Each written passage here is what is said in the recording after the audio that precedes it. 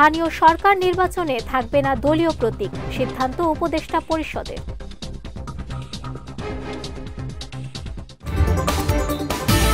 Lobbyist দিয়ে বাড়তি শুল্কের সমস্যা সমাধান সম্ভব নয়, জানালেন বাণিজ্য উপদেষ্টা। এবং সাবেক প্রধান বিচারপতি খায়রুল হকের দৃষ্টান্তমূলক শাস্তির দাবি মির্জা ফখরুলের।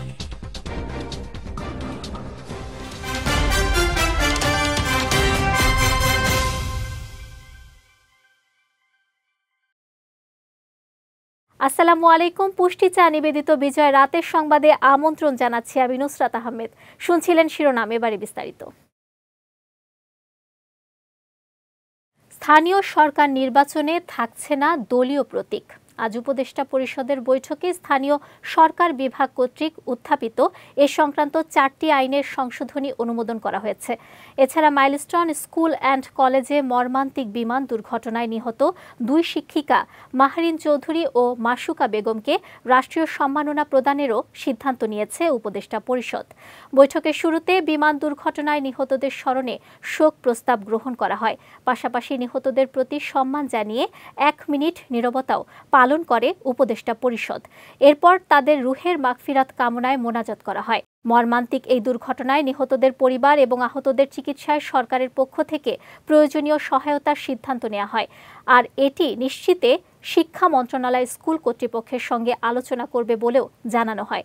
এ সময় নিহতদের আত্মার মাগফিরাত এবং আহতদের সুস্থতা কামনা করে আগামীকাল সকল ধর্মীয় প্রতিষ্ঠানে বিশেষ প্রার্থনার সিদ্ধান্ত নেয় সরকার। যে কোনো ব্যক্তিকে গ্রেফতারে এখন থেকে পুলিশ কর্মকর্তার পূর্ণাঙ্গ পরিচয় থাকতে হবে। গ্রেফতারের পূর্ণাঙ্গ কারণ ও বিস্তারিত থাকতে হবে। এ বিষয়ে ফৌজদারি কার্যবিধির অধ্যাদেশ সংশোধনী করা হয়েছে। দুপুরে ফরেন সার্ভিস একাডেমিতে আয়োজিত এক প্রেস ব্রিফিংয়ে এসব কথা জানান আইন উপদেষ্টা আসিফ নজরুল। তিনি বলেন, গ্রেফতারের পর থানায় আনার 12 ঘণ্টার মধ্যে আসামির পরিবার ও আইনজীবীকে অবহিত করতে হবে। এ সময় স্থানীয় সরকার উপদেষ্টা আসিফ মাহমুদ জানান, স্থানীয় সরকার নির্বাচনে দলীয় প্রতীক সম্পর্কিত ধারা বিলুপ্ত করা হয়েছে। আগামীতে স্থানীয় সরকার নির্বাচন দলীয় প্রতীকে হবে না। যে গ্রেফতার করবে যে পুলিশ অফিসার, তার ক্লিয়ার আইডেন্টিটি থাকতে হবে, তার নেম প্লেট থাকতে হবে, তার আইডি কার্ড থাকতে হবে। যে ব্যক্তি গ্রেফতার হচ্ছে উনি চাহিদা মাত্র যে পুলিশ গ্রেফতার করছে তাকে আইডেন্টিটি কার্ড দেখাতে হবে, এটা ম্যান্ডেটরি। এরপর হচ্ছে তাকে যখন থানায় নিয়ে আসা হবে, যত দ্রুত সম্ভব গ্রেফতারকৃত ব্যক্তির পরিবার, বন্ধু বা লয়ারকে তার সাথে যোগাযোগ করে জানাতে হবে যে ওকে গ্রেফতার করেছে, আমরা এই কারণে গ্রেফতার করেছি, এই মামলায় গ্রেফতার করেছি এবং গ্রেফতারকৃত ব্যক্তি এখানে আছেন। যত দ্রুত সম্ভব করতে হবে এবং কোনো অবস্থাতেই 12 ঘন্টার বেশি সময় নেওয়া যাবে না, এর মধ্যে জানাতেই হবে। গ্রেফতারকৃত ব্যক্তির শরীরে যদি কোনো আঘাতের চিহ্ন থাকে বা গ্রেফতারকৃত ব্যক্তি যদি বলে আমি অসুস্থ বোধ করছি, অবশ্যই সাথে সাথে নিকটস্থ ডাক্তারের কাছে নিয়ে তাকে প্রাইমারি চিকিৎসা সুবিধা দিতে হবে। এছাড়া আমরা বলেছি প্রত্যেকটা গ্রেফতারের ক্ষেত্রে একটা মেমোরেন্ডাম অফ অ্যারেস্ট রাখতে হবে, ডিটেইল তথ্য থাকতে হবে, কাকে গ্রেফতার করা হয়েছে, কেন গ্রেফতার করা হয়েছে, কি অভিযোগে, কোন আইনে, তার পরিবারের কার সাথে যোগাযোগ করা হয়েছে, কে গ্রেফতার করেছে, ডিটেইল একটা মেমোরেন্ডাম থাকবে প্রত্যেকটা গ্রেফতারের ক্ষেত্রে। 2015-এর 32 ক ধারা, পৌরসভা আইন 2015-এর 20-এর ক ধারা, উপজেলা পরিষদ আইন 2015-এর 16-এর ক ধারা এবং ইউনিয়ন পরিষদ আইন 2015-এর 19-এর ক ধারা, যেই ধারাগুলোর মাধ্যমে দলীয় প্রতীকে নির্বাচনের সিদ্ধান্ত হয়েছিল, সেই ধারাগুলো আজকে বিলুপ্ত করার প্রস্তাব উত্থাপন করা হয়েছিল এবং সেটা উপদেষ্টা পরিষদে অনুমোদন করা হয়েছে। ফলে দলীয় প্রতীকে স্থানীয় সরকার নির্বাচনে অংশগ্রহণ করার আর কোনো সুযোগ নেই। এখন থেকে ইন্ডিভিজুয়াল প্রতীকে স্থানীয় সরকার নির্বাচনগুলো হবে এবং প্রত্যেকটি ক্ষেত্রেই হবে, সেটা সিটি কর্পোরেশন, পৌরসভা, উপজেলা পরিষদ এবং ইউনিয়ন পরিষদ। এবং আপনারা জানেন যে জেলা পরিষদ সরাসরি প্রত্যক্ষ ভোটে যেহেতু নির্বাচিত হয় না, সেখানে প্রতীকের বিষয়টি নেই। সরকারি কর্মকর্তা কর্মচারীদের নতুন বেতন কাঠামো নির্ধারণের জন্য পে কমিশন গঠন করা হয়েছে। সাবেক অর্থ সচিব জাকির আহমেদ খানকে নতুন গঠিত কমিশনের প্রধান হিসেবে দায়িত্ব দেওয়া হয়েছে। কমিশনকে আগামী 6 মাসের মধ্যে তাদের তদন্ত প্রতিবেদন জমা দেওয়ার নির্দেশ দেওয়া হয়েছে। আজ প্রধান উপদেষ্টার প্রেস উইং থেকে এ তথ্য জানানো হয়। আজ অন্তর্বর্তী সরকারের উপদেষ্টা পরিষদের সভায় এ কমিশন গঠনের সিদ্ধান্ত হয়। সভায় সভাপতিত্ব করেন প্রধান উপদেষ্টা অধ্যাপক ডক্টর মোহাম্মদ ইউনুস। বর্তমানে 2015 সালের পে স্কেল অনুসারে সরকারি কর্মকর্তা কর্মচারীরা বেতন ভাতা পান। বর্তমানে সরকারি কর্মকর্তা কর্মচারী আছেন প্রায় 15 লাখ। গত 2 বছরের বেশি সময় ধরে দেশে উচ্চ মূল্যস্ফীতি বিরাজমান। এতে মানুষের প্রকৃত আয় কমে যাচ্ছে। এমন প্রেক্ষাপটে নতুন বেতন কাঠামো নির্ধারণে নতুন পে কমিশন গঠন করা হলো। মার্কিন যুক্তরাষ্ট্রের শুল্ক পদ্ধতি ও আইনি কাঠামোর কারণে লবিস্ট দিয়ে বাড়তি শুল্কের সমস্যা সমাধান সম্ভব নয়, এমনটাই মনে করছেন বাণিজ্য উপদেষ্টা শেখ বশিরউদ্দিন। বলেন, আবারও দেশটিকে সরাসরি বৈঠকের জন্য চিঠি দেয়া হলেও এখনও আমন্ত্রণ পাওয়া যায়নি। সকালে সচিবালয়ে গণমাধ্যম কর্মীদের প্রশ্নের জবাবে এসব কথা বলেন তিনি। জানান, সরাসরি না হলেও শুক্রবার একটি বৈঠক হবে। শুল্ক কমানো নিয়ে দিনরাত কাজ করছে মন্ত্রণালয়। বলেন, যুক্তরাষ্ট্রের শুল্ক পদ্ধতি এবং আইনি কাঠামোর কারণে লবিস্ট নিয়োগ করা হবে না। এ সময় দেশের স্বার্থ বিসর্জন দিয়ে শুল্ক ইস্যুতে যুক্তরাষ্ট্রের সঙ্গে কোনো বাণিজ্যিক চুক্তি হবে না বলেও জানান বাণিজ্য উপদেষ্টা। সরকার কোনো লবিস্ট নিয়োগ করেননি, সরকার নিজস্বভাবে। কারণ এই জিনিসটা আপনাদেরকে একটা জিনিস বুঝতে হবে যে যুক্তরাষ্ট্র তাদের ন্যাশনাল ইমার্জেন্সি ইনভোক করেছে বা ন্যাশনাল ইমার্জেন্সির বিনিময়ে কাজটা করছে। এখানে যে কাঠামোর উপরে ঘটনাটা ঘটছে, এই কাঠামোতে লবিস্টদের করার কোনো কিছু আছে কিনা আমি ঠিক জানি না। কারণ আমাদের বিভিন্ন বিষয়ে পরিবর্তন আনতে হবে। এই পরিবর্তনগুলো বাংলাদেশ ছাড়া অন্য কেউ বুঝতে পারবে না। ঢাকার মাইলস্টোন স্কুল অ্যান্ড কলেজে বিমান বিধ্বস্ত হয়ে নিহতদের মধ্যে 5 জনের পরিচয় ডিএনএ পরীক্ষার মাধ্যমে শনাক্ত করেছে পুলিশের অপরাধ তদন্ত বিভাগ সিআইডি জানায়, মরদেহের ডিএনএ নমুনার সঙ্গে পরিবারের ডিএনএ মিলিয়ে দেখে আজ তাদের পরিচয় সম্পর্কে নিশ্চিত হন তারা। এর আগে সোমবার দুপুরে দিয়াবাড়িতে মাইলস্টোন স্কুল অ্যান্ড কলেজ ক্যাম্পাসের একটি ভবনের মুখে বিমান বাহিনীর একটি যুদ্ধ বিমান বিধ্বস্ত হয়। দেশের ইতিহাসের সবচেয়ে বড় এই সামরিক বিমান দুর্ঘটনায় এ পর্যন্ত যে 31 জনের মৃত্যু হয়েছে তাদের বেশিরভাগই শিশু।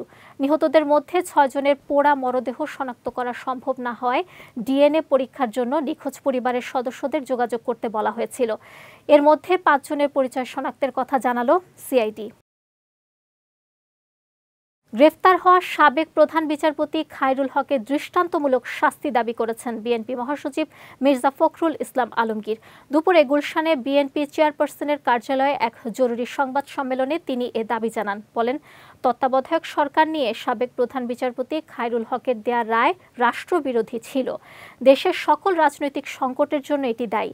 এ সময় দেরিতে হলেও তার বিরুদ্ধে ব্যবস্থা নেয় বিএনপি সন্তুষ্ট বলেও জানান মির্জা ফখরুল। তত্ত্বাবধায়ক সরকারের ব্যাপারে যে রায় দিয়েছিলেন, শর্ট যে রায় দিয়েছিলেন সেটা এবং তার পরবর্তীকালে যে আপনার পূর্ণাঙ্গ যে রায় মধ্যে আকাশ আর পাতাল তফাৎ ছিল, এবং সেই যে রায়টা তিনি শর্ট দিয়েছিলেন সেটাও আমরা মনে করি যে এই রাষ্ট্রের বিরুদ্ধে গেছে। বিলম্বে হলেও যে এতদিন পরে তার বিরুদ্ধে যে ব্যবস্থা গ্রহণ করেছে সরকার, সেজন্য সরকারকে আন্তরিক ধন্যবাদ জানাচ্ছি। এবং সঠিকভাবে তার তদন্ত হবে সব বিষয়গুলোর, এবং তার সঠিকভাবে তার বিচার কার্য সম্পাদন হবে, সেটাই আমরা আশা করি। 2024-25 অর্থ বছরে শিক্ষা, উপবৃত্তি, সামাজিক নিরাপত্তা ও অন্যান্য খাত মিলিয়ে প্রায় 2.25 কোটি সুবিধাভোগীর মাঝে 9,000 কোটি টাকার সরকারি সহায়তা বিতরণ করেছে ডাক বিভাগের মোবাইল আর্থিক সেবা নগদ। বাংলাদেশ ব্যাংক কর্তৃক নিযুক্ত নগদের প্রশাসক মোহাম্মদ মোতাসিম বিল্লাহ এ তথ্য নিশ্চিত করেন। তিনি জানান, গত অর্থ বছরে শিক্ষার বিভিন্ন খাতে প্রায় 1.5 কোটি সুবিধাভোগীর মাঝে সরকারের দেয়া 3,000 কোটি টাকার উপবৃত্তি বিতরণ করা হয়েছে। এছাড়া সমাজ সেবা অধিদপ্তরের সামাজিক নিরাপত্তা খাতে 6,000 কোটি টাকার ভাতা বিতরণ করেছে নগদ। সরকারের বিভিন্ন সংস্থা ও মন্ত্রণালয়গুলোর সঙ্গে যথাযথভাবে সমন্বয়ের মাধ্যমে এ সাফল্য এসেছে দাবি করে আগামীতেও নগদের মাধ্যমে সরকারের আর্থিক সহায়তা বিতরণ করা হবে বলে আশা প্রকাশ করেন তিনি। এবার পুষ্টি চিনিগুড়া চাল নিবেদিত জেলা সংবাদ।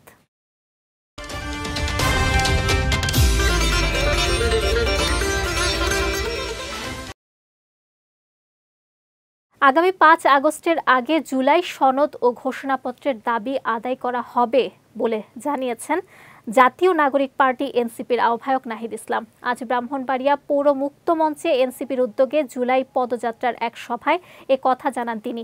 এ সময় 2021 সালে মোদি বিরোধী আন্দোলন করতে গিয়ে ব্রাহ্মণবাড়িয়ায় অনেকে নিহত হয়েছেন উল্লেখ করে তাদেরকে শহীদি মর্যাদা দেয়া হবে বলেও জানান এনসিপির আহ্বায়ক। এর আগে এনসিপির পদযাত্রাটি ফারুকি পার্ক সড়ক, মোড়াইল, কলেজ মোড়, টিএ রোড হয়ে শহরের প্রধান সড়ক প্রদক্ষিণ করে। এছাড়া নগরীর সার্কিট হাউস মিলনায়তনে জুলাই গণ অভ্যুত্থানে শহীদ ও আহতদের পরিবারের সঙ্গে সাক্ষাৎ করেন এনসিপির নেতাকর্মীরা। পরে হবিগঞ্জের উদ্দেশ্যে রওনা দেন তারা। এই গণ অভ্যুত্থানের আগেও 2021 সালের মোদি বিরোধী আন্দোলনে ব্রাহ্মণবাড়িয়ার বহু মানুষ লড়াই করেছিল দিল্লির আধিপত্যবাদের বিরুদ্ধে। আমাদের অনেক ভাইয়েরা সে সময় শহীদ হয়েছিলেন। আমরা ব্রাহ্মণবাড়িয়ার সকল শহীদের রোগের মাগফিরাত কামনা করি। কুড়িগ্রামের রৌমারী উপজেলায় জমি নিয়ে বিরোধের জেরে সংঘর্ষে একই পরিবারের 3 জন নিহত হয়েছেন। এ ঘটনায় আহত হয়েছেন অন্তত আরও 6 জন। দুপুরে উপজেলার রৌমারী সদর ইউনিয়নের ভুন্দুরচর গ্রামে এ ঘটনা ঘটে। পুলিশ ও স্থানীয়রা জানায় উপজেলার সদর ইউনিয়নের ভুন্দুরচর গ্রামের শহীদুল ইসলামের পরিবার এবং প্রতিবেশী রব্বানীদের মধ্যে 4.5 বিঘা জমি নিয়ে দীর্ঘদিন ধরে বিরোধ চলে আসছিল। এরই জেরে দুপুরে উভয় পক্ষ দেশীয় অস্ত্র নিয়ে সংঘর্ষে জড়িয়ে পড়ে। সংঘর্ষে শহীদুল ইসলামের 2 ছেলে ও নাতি মারা যান। এদিকে ঘটনার সঙ্গে জড়িত সন্দেহে একজনকে আটক করেছে পুলিশ। পরিস্থিতি নিয়ন্ত্রণে এলাকায় অতিরিক্ত পুলিশ মোতায়েন করা হয়েছে। মাইলস্টোন স্কুলে বিমান দুর্ঘটনাকে ঘিরে রাজনৈতিক ফায়দা লোটার চেষ্টা চলছে বলে মন্তব্য করেছেন বিএনপির স্থায়ী কমিটির সদস্য ডক্টর আব্দুল মঈন খান। বলেন, যারা এমনটা করছেন তারা হীন মানসিকতার পরিচয় দিচ্ছেন। নরসিংদীর পলাশে জেলা যুবদলের সিনিয়র সহসভাপতি শাহেন শাহ শানুর মায়ের কুলখানি উপলক্ষে আয়োজিত দোয়া মাহফিলে এসব কথা বলেন তিনি। দুর্ঘটনায় নিহতদের আত্মার মাগফিরাত কামনা করে ডক্টর মঈন খান বলেন, নিহত ও আহতদের পরিবারের পাশে থাকবে বিএনপি। সুনামগঞ্জের শান্তিগঞ্জে লেগুনা ও সিএনজির মুখোমুখি সংঘর্ষে শিশুসহ 2 জন নিহত হয়েছেন। এ ঘটনায় আহত হয়েছেন আরও 10 জন। দুপুরে উপজেলার জয়কলস ইউনিয়নের গাগলি এলাকায় এ দুর্ঘটনা ঘটে। পুলিশ জানায়, সুনামগঞ্জগামী একটি লেগুনার সঙ্গে দিরাইগামী সিএনজির মুখোমুখি সংঘর্ষে ঘটনাস্থলেই সিএনজি চালক প্রদ্যুৎ চক্রবর্তীর মৃত্যু হয়। পরে স্থানীয়রা অন্য আহতদের উদ্ধার করে চিকিৎসার জন্য সুনামগঞ্জ সদর হাসপাতালে পাঠায়। এ সময় হাসপাতালে চিকিৎসাধীন অবস্থায় হুমাইরা নামে এক শিশুর মৃত্যু হয়। যাচ্ছি পুষ্টি ড্রিঙ্কিং ওয়াটার নিবেদিত খেলার সংবাদে।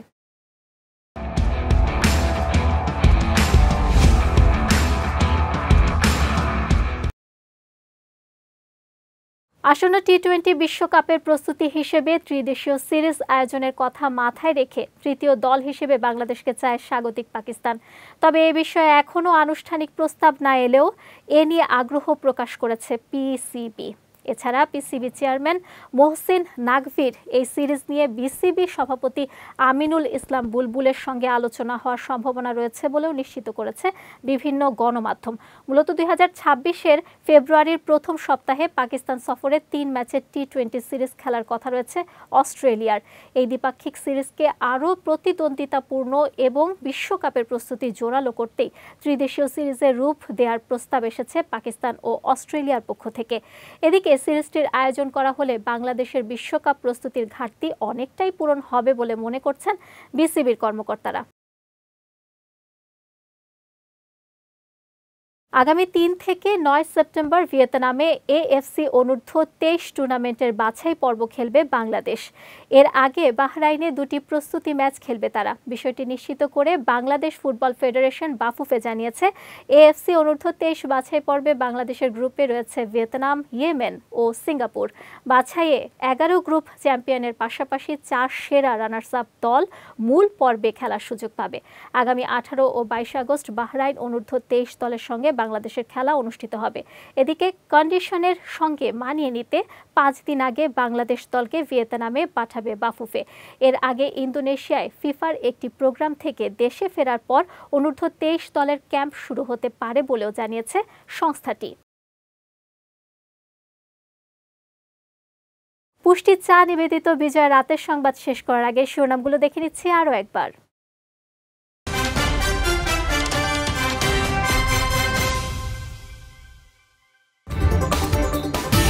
স্থানীয় সরকার নির্বাচনে থাকবে না দলীয় প্রতীক, সিদ্ধান্ত উপদেষ্টা পরিষদের।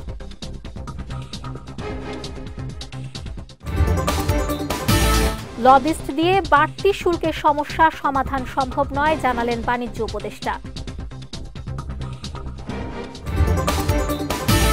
এবং সাবেক প্রধান বিচারপতি খায়রুল হকের দৃষ্টান্তমূলক শাস্তির দাবি মির্জা ফখরুলের।